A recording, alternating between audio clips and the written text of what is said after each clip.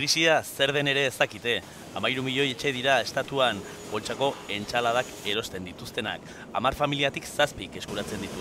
Bereziki hemen Euskal Herrian eta Levanten. El cultivo es totalmente fresco, es natural, es agrícola.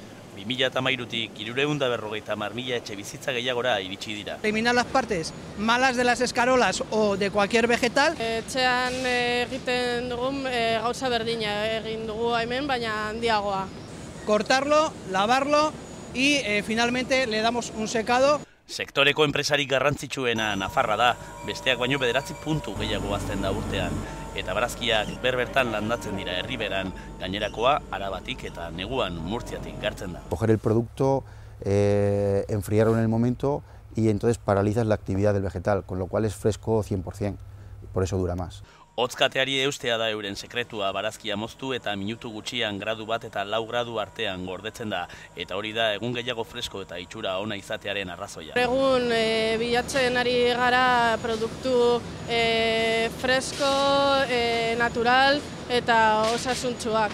Barazkia freskoak baino garestiago dira, baina egungo bizitzaren presa eta estuasunek poltsako entxalada gehiago saltzea dakar.